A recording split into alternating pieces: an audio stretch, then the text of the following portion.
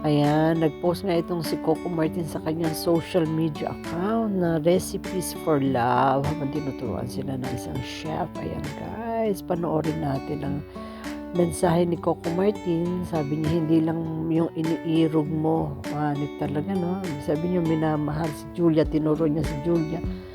Hindi lang yung iniirog mo ang iyong dapat, pagkaabalahan din ang pamilya din. Ayan.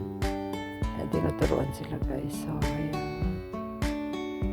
Pakinggan natin ang mensahe ni Direct Coco Martin. Ayan. Tsaka guys, manood na ng Batang Quiapo gabi-gabi. Ayan.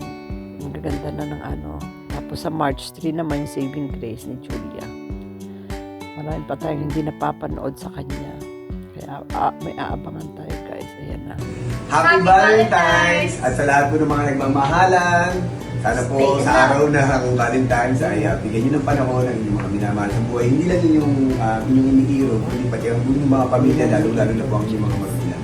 Sana magkaroon kayo ng time na mailabas sila at kumain kayo sa mga masarap na restaurant, maipasyal sila. At ito yung araw na isang beses lang darating sa buhay natin sa isang taon. Kaya huwag natin palampasin to. Siguraduhin natin na mapapaligayan natin mga mahal natin sa buhay. Stay happy and stay in love. God bless!